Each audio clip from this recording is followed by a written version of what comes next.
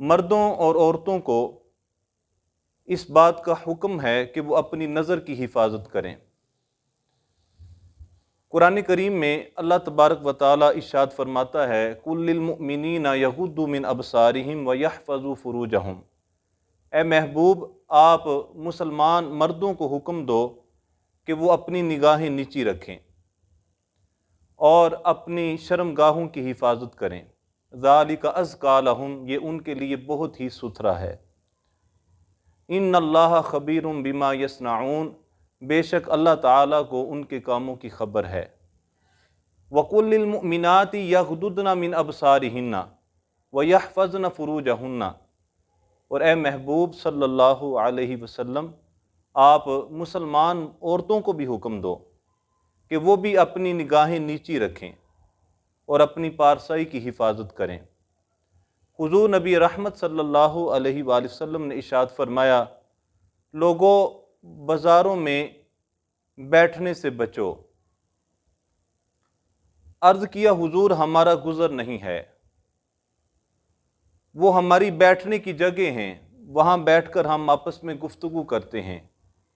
تو حضور علیہ السلام نے ارشاد فرمایا اگر تم نے بیٹھنا ہی ہے تو پھر راستے کا حق ادا کرو۔ عرض کیا حضور راستے کا حق کیا ہے؟ فرمایا اپنی نگاہوں کو نیچے رکھو، راستے سے تکلیف دہ چیز کو دور کرو، سلام کا جواب دو، نیکی کا حکم دو اور برائی سے منع کرو۔ فرمایا کہ اگر تم بازار کا حق ادا کر سکتے ہو تو ٹھیک ہے، میں پھر تمہیں بیٹھنے کی اجازت دیتا ہوں۔ حضور نبی رحمت صلی اللہ علیہ وآلہ وسلم نے ارشاد فرمایا آنکھیں زنا کرتی ہیں، ہاتھ زنا کرتے ہیں، پاؤں زنا کرتے ہیں۔ فرمایا آنکھوں کا زنا دیکھنا ہے، ہاتھوں کا زنا پکڑنا ہے، پاؤں کا زنا برائی کی طرف چل کر جانا ہے، پھر دل اس بات کی تمنا اور آرزو کرتا ہے، پھر انسان کی شرمگاہ اس کی تصدیق کر دیتی ہے یا تکذیب کر دیتی ہے۔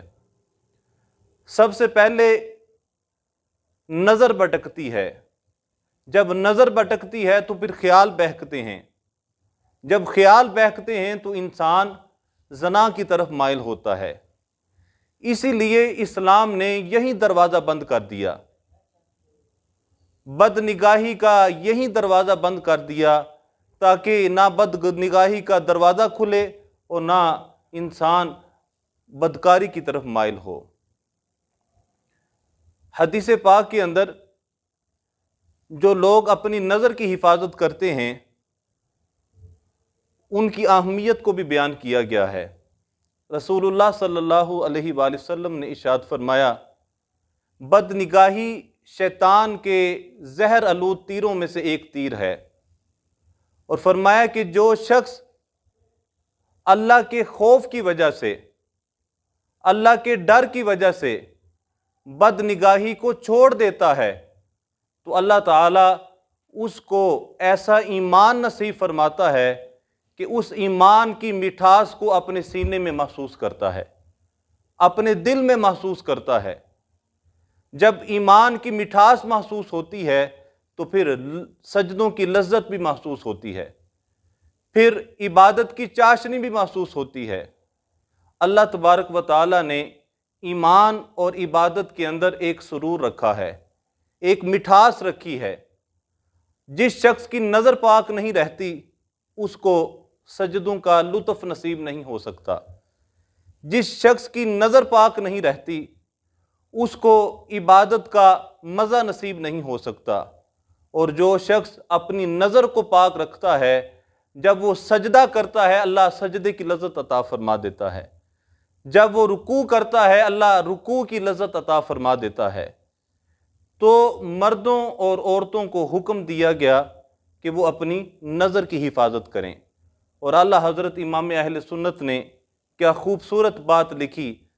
آپ فرماتے ہیں کہ جب اللہ تبارک و تعالی کسی شخص کو اپنا ولی بنانا چاہتا ہے تو اللہ تبارک و تعالیٰ اس کو سب سے پہلے نظر کی پاکیزگی عطا فرماتا ہے، باقی مراحل پھر بعد میں طے ہوتے ہیں۔ تو اگر بد نگاہی سے محفوظ رہتے ہیں تو کبھی امید ہے کہ بندہ ایسے بڑے گناہ سے بھی محفوظ رہ سکتا ہے۔ اللہ تبارک و تعالی ہم سب کو بد نگاہی سے محفوظ فرمائے۔ وما علینا الا البلاغ۔